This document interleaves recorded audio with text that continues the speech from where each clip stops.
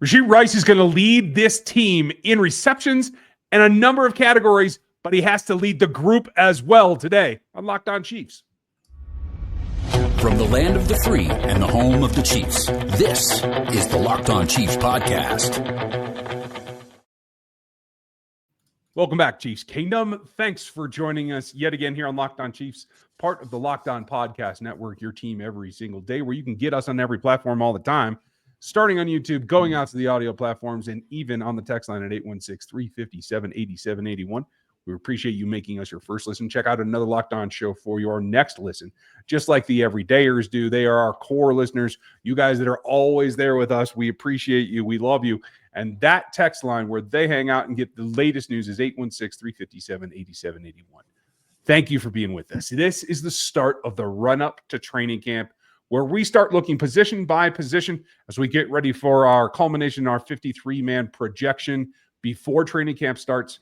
So I know that this is the month that you want to take it easy from football, but this is where you got to pay attention. It's going to get you ready for the 53 and opening day of training camp with Chris Clark, my partner over at KC Chiefs Corner. I'm Ryan Tracy, the founder of Rogue Analytics and Performance Consulting, as well as NFL33.com and RGRfootball.com, also here on YouTube. Thanks.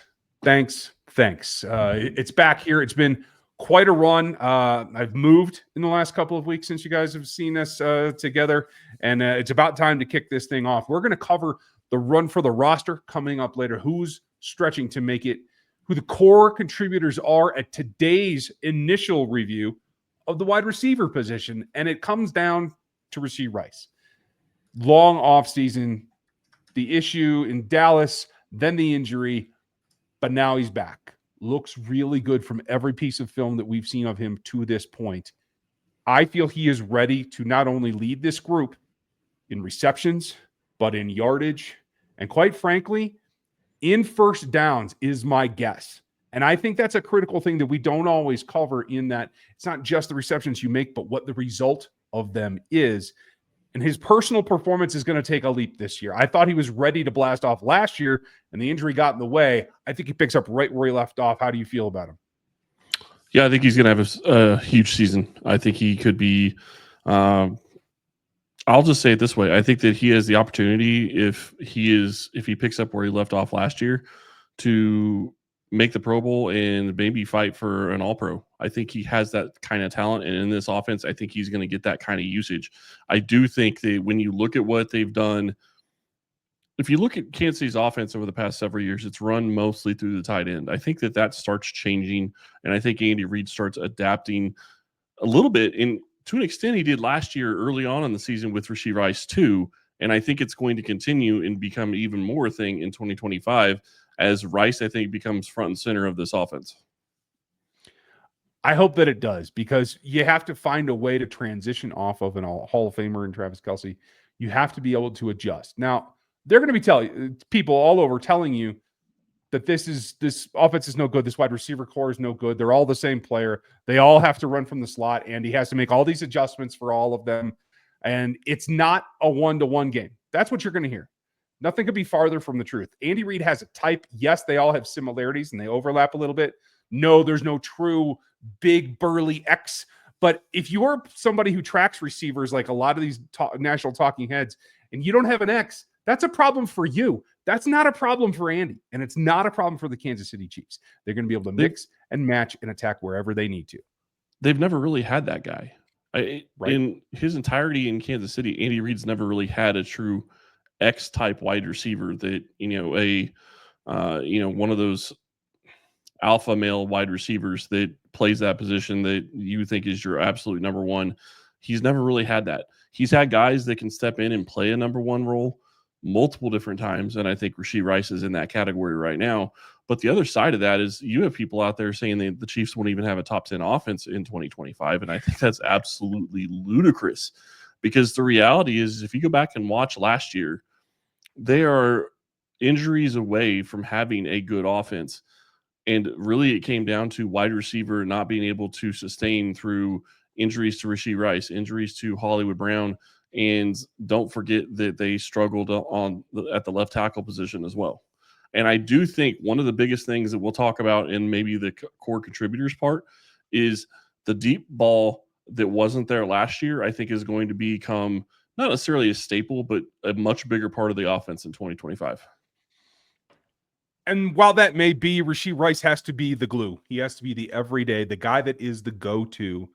Yes, you want to feed Travis Kelce in this particular season. We'll do the tight ends coming up here with you in the next couple of weeks. But the wide receivers have to start pulling more of the weight in this offense. And that means you have to have a go-to guy. That's what Rashee Rice has to become here. Now, he looks, again, as good as we could expect him to look. I felt like he was on the way up when we last saw him, and I think that starting over from that point allows him to become what I feel is a true number one receiver. And I don't think it has to be from the slot. I don't think that it has to be anything, to tell you the truth. But as long as he plays with the same physicality that he brings in general, and that he is able to make cuts, which by all appearances he is able at this point, I think he's going to get to the point where he's not only a 1,000-yard receiver, but he's somebody that is looked at as one of the top wide receiver ones around the league, meaning top half of the league, top 15 plus. Yeah. No, I definitely think he has the opportunity to make that. He looked like he was well on his way last year when you start watching. Go back and watch the Atlanta game where he was one of the biggest focuses of the offense and just continued moving the ball. And it wasn't deep down the field necessarily, but it was plays that continued getting him yak, something that he is fantastic at. And him and Patrick Mahomes look like they were on the same page. And I think that that's exactly where they're going to take off in 2025. Yeah, and that's got to be the way that it does. Hit the ground running and your offense comes along. If you hit the ground running with a particular receiver that then demands attention from the rest of the league, that sets everybody else up in the wide receiver core to make contributions, to play off of the highlight reel that is Rashee Rice and the Hall of Fame target that is Travis Kelce. They have to become core contributors on the offense. And we're not talking special teams. That's usually a term used for that. We're talking on the offense. Who are they? And who's going to be the top 4 or 5 or what we see on the field? That's next. Ever wish managing your money felt easier? With Monarch Money, it can. Whether you're growing your savings or planning a big purchase, Monarch puts you in the driver's seat. It's like having your own personal CFO, giving you full visibility and control over your finances. Monarch Money is more than a budgeting app. It's a complete financial command center. You can track all of your accounts, investments, and spending in one place. So in addition to managing your money, you're also building wealth. I've used Monarch Money for at least 7 or 8 months now, I think, and I've loved it. It is awesome to be able to have everything at your fingertips. You see, and it budgets out your money. It shows you what you're spending your money on. It shows you your income in, your income out. It is a fantastic app. You need to go give Monarch Money a try. Take control of your finances with Monarch Money. Use code LOCKEDONNFL at monarchmoney.com for 50% off your first year. That's monarchmoney.com, code LOCKEDONNFL for half off your first year. This is what comes down to making the most of a roster as we prepare for the 2025 version of the Kansas City Chiefs and its 53-man roster. If you've been with us over the years, and Chris and I have covered this team together for going on our 9th season, and long before that, we both did it individually. We always run down what the 53 is, what the practice squad is, and who has shots, et cetera, et cetera. It's always different. This version is going to have some similarities, but there are going to be some differences as well. And I think we all can agree, you tell me if I'm crazy, that Rashee Rice would be wide receiver option number 1. Xavier Worthy, Hollywood Brown are probably 2 and 3. Not necessarily in that order, but that's how I would put them currently, given what we saw last season. Do you think I'm wrong? No, I think you're probably right. And I think that both of those guys, and I will say this, just because Rashee Rice is going to be wide receiver 1 most of the time doesn't mean he's going to be wide receiver 1 in every single game. I do think that Andy Reid is going to look at how he uses Hollywood Brown, how he uses Xavier Worthy, and looks at the matchups that he has going against different secondaries, different corners, different safeties, and different defenses to try to figure out who can be the focus that week. And I think that's going to play into it. But generally speaking, I agree. I think Rashee Rice is going to be your number 1.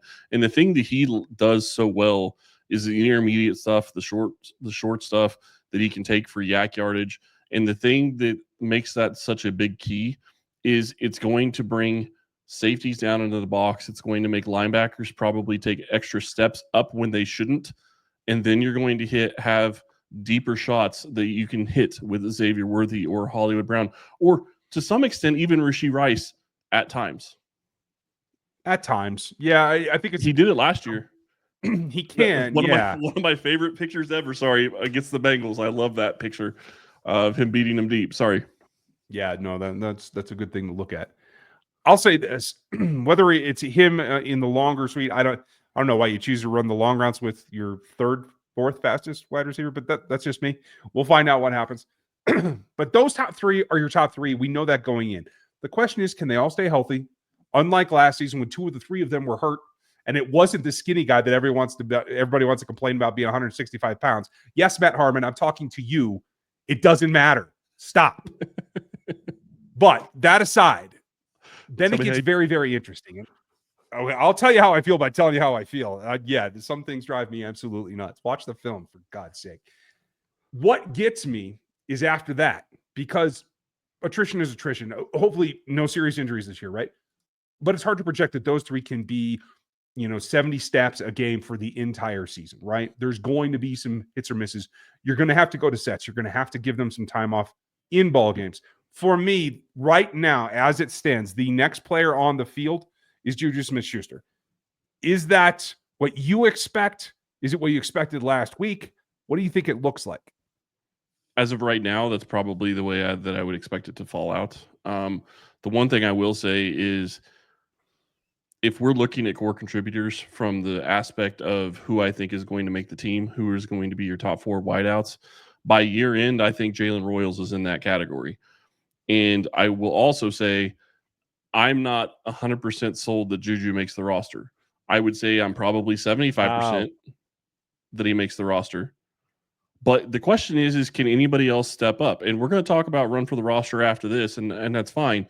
But the reality is they have some guys at that wide receiver position that I think give you something that Juju can't. And yes, Juju is a veteran. Yes, you know what he brings, and he can be he can be a guy that could just be a possession guy and help you in that regard. Don't get me wrong, I get that.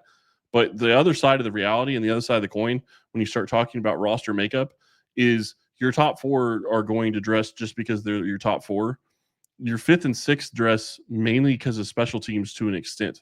If Juju isn't going to be playing as one of your top 4 wide receivers, does he lose out to a guy like Brashard Smith, who is your returner, or Nico Remigio, who is your returner, because you need somebody to play that position as a returner? I think that's a two-edged sword. Like I said, I feel he's right now slotted as the 4th receiver, period. So in that scenario, you're right. He makes the roster regardless. If and when that flips, or if that flips during training camp, more importantly, because I agree, I think Royals can fit into the offense, and I think he can come along. It would be a 2-man race there. I don't think there's anybody else that's going to push him. But if it did come to that, I don't know that either of them is enough to play special teams. So you're really looking at only a returner, not really a gunner position, which does put more stress on Dave Tobe and the rest of the roster. But I think that it can probably compensate for that, because I don't know that Royals has to be somebody that needs to be out on special teams as well. And I would agree with that. And I think that it's going to be interesting because Dave Tobe has talked about during the spring that Xavier Worthy could be a punt returner. I don't know that I really believe that. We'll see if that ever comes to fruition. We'll see. Do we see it in I'm not gonna be shocked if we see it in training camp. I'll be a little bit more surprised if we see it in a preseason game. But if we see it in a preseason game, maybe that's something that actually will have legs once the regular season comes. I don't expect it, but we'll see. And that kind of changes things as to who is going to make the roster. My whole point when it comes to Juju is you know exactly what you have. To me, you could have Juju as a guy that would be on the practice squad, because I don't think you're going to lose him elsewhere. And you could activate him for the first couple of games and have somebody come in and be that stabilizing force as Royals gets going in the offense. I don't know that you can say that, and we'll see once training camp happens if any of the wide receivers take a step ahead. That's the big key to me. Can any of the guys that are on the back end that are just doing runs for the roster right now, like a Tyquon Thornton, for example, can he actually make a push during training camp? Yeah, and we're going to talk about him as we talk about that run for the roster. I will say one other thing, though. The void that you create if you don't have Juju Smith on this roster this year is that the veteran in the room is then Hollywood Brown. It's true. And I don't know that Hollywood's vocality, and not that his leadership skills are bad, but I don't know that he's somebody that can rally the room. From what I understand of his personal traits, I don't know that that's in it. And I think that's a lot to then take Rashee Rice and say, you are not only our number one receiver, but you have to be the leader as well. Maybe that comes naturally with time, but I don't think putting it on him in this particular situation is the best approach. Yeah, and the thing that I would argue on that is that if Rashee Rice is going to put himself in a situation where he's going to be the number one guy, it would almost make sense for him to put himself in the situation of leadership of the position. Also, to an extent, you look at it as this being his third year, he's also really technically going to be playing for a contract. That's the reality of this. Is he could get paid after this year if Kansas City decides they want to pay him early. And knowing that he's got a suspension coming likely at some point could play into it as well. Yeah, it definitely could. That will play into account of who's around to possibly arise from that situation. Who runs for the roster and who makes that run next?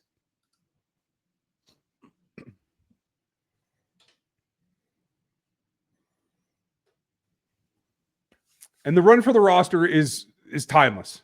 It's every year. It's a little bit different as that you get a little bit more time, in my opinion, to make an impression. Because of the cut down structure now, where we're not cutting down prematurely, it's such of a more of a rush. I think you get further evaluated a little bit farther. And it, in my opinion, this position group could come down to the last couple of days before cut downs for someone to make that run. You mentioned Tyquon Thornton. How do you see his contribution and his chances here for the 53 and beyond, short or over? It's just a matter, can he get a connection with Patrick Mahomes? If he gets a connection with Patrick Mahomes during training camp and they're able to show that in preseason game number 1 or preseason game number 2, if Mahomes even plays in preseason game number 2, then I think that he has a chance at making this roster. And the reason I think that he takes away Juju's spot is because when you start looking at the top four, regardless, are going to be on the roster of Royals and Worthy and Brown and Rice. Those 4 are guaranteed to be on the roster just because of who they are and the draft position. That's where I think Juju is kind of in a limbo situation, because in this case, if Tyquon Thornton makes a push for the roster, he would take over that 5th wide receiver position, because I don't think he is a special teams guy. And generally speaking, I think one of your returners is going to be a wide receiver. And right now, I think that's Nico.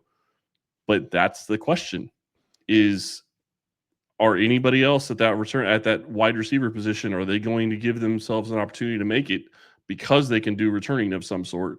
And I know people are not going to like this name. Sky Moore is another one that's been returning.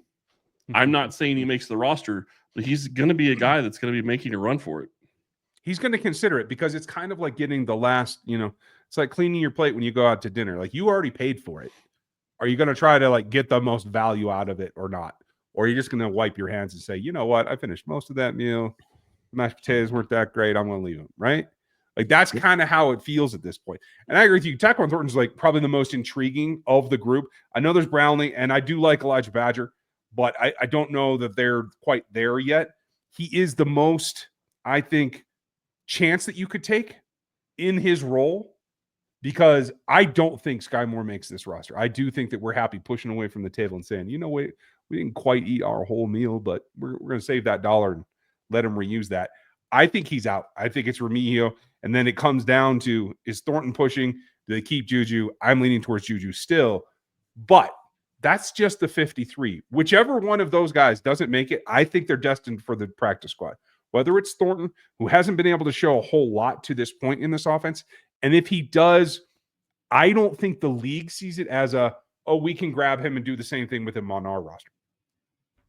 I would agree with that. I think that if he doesn't make it in Kansas City, he is a guy that probably could make it to the practice squad, unless he shows something in preseason games. And then who knows? Because people are willing to take chances on guys that can make big plays. And if he makes a big play in a preseason game, that could mean the difference of somebody picking him up in Kansas City, maybe having to decide, do we keep him over Juju? Again, I think Juju's probably a 75% lock to make the roster. I'm hedging my bets because we know what Juju is. And I would argue, for the same reason of what you just said about Thornton, about Juju. Nobody's going to sign Juju. He could go to the practice squad and be on the practice squad all year long, and they could pay him, a couple $100,000 to have just him there as a veteran on the practice squad and be a guy that can help with the leadership of this roster and also step in at times if needed to give them additional wide receiver depth in different games. So to me, it's going to be interesting to see how the wide receiver position plays out. Nico Remigio, I think, is probably the leader at that number 6 wide receiver position right now. But again, it comes down to when you get in camp and when you get to a point where you actually see guys returning in training camp and you see guys returning in preseason games, do any of them step in and actually do something more than what Nico has shown? That's going to be the big key. The other guy that I think is probably on the outside looking in that a lot of people aren't going to like is Justyn Ross. But the reality is we haven't seen development there. Like you cannot continue to keep him on this roster because of what he gives you skill set wise if you're not going to use him, and they haven't used him. Yeah, and the same whiny little, you don't have a complete wide receiver room guys are going to say, he's your next best shot. But he's not. It doesn't work in the offense. He hasn't improved. He hasn't carved out a spot. They don't have to have an X just to have an X. That's what it comes down to. And I agree with you. He's an interesting case. I think practice squad is probably his limit. That is his ceiling as far as I can tell at this point. I do like Brownlee. I do like Badger. I think they both have some capabilities there. But I'll say this too. Even if you want to try to get most bang for your buck, I think Sky Moore comes back to the practice squad too. I don't think anybody's taken. That could be. And that wouldn't shock me. Although I would say that I would think that he would get an offer somewhere else and on another practice squad. And if I was him, I would consider taking it.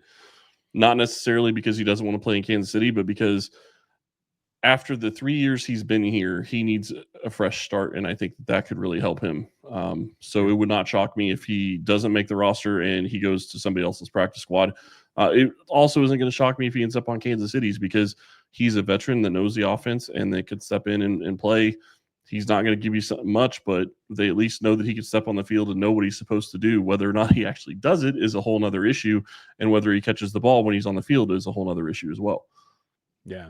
And that's what it comes down to. I mean, he has scored Super Bowl touchdowns. Let's be real. That is a thing. And nobody can ever take that away from him. Right. Never, ever. So it's a little trepidatious, but we are talking, this whole conversation revolves around the fact that we feel, unlike years past, the Chiefs can take 6 receivers to the 53 and that's it.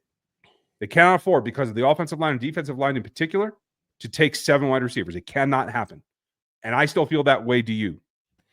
I do. And I don't think that it's just the offensive line or defensive line. I think that it's those two positions. I think running back can play into it and tight end can play into it. And to an extent, QB could even play into it. I hate saying that, but it could. Well, I can't see a way they keep practice. Some teams around the league, they might be able to move him off for a pick or something. You never know. That'd be crazy. If he lights it up in preseason like I expect, hey, get value for value's sake at some point. Yep. Because it's going to be exciting to see what he can do in training camp under Reed. Yeah. Agreed. What do you think? Who do you have concerns about, and who are you hopeful for? We'd love to see in your comments in the YouTube channel, as well as over on Twitter, on any of our handles, or on the iTunes reviews, Apple Podcast reviews. Sorry, I get stuck in the old ways. Any place you put that, we will try to follow up with you as we always do. And we appreciate you sticking with us. I know it's that lull. It's that time before training camp starts, before we get excited, but it's coming fast and it's going to be here very, very quickly. Thank you for being here with us and continue to do that. We'll be back tomorrow. We're going to take a look at linebackers. Then Matt Derrick's with me after that, and we'll get back to you as soon as we can. Have a great day, and we'll talk to you then.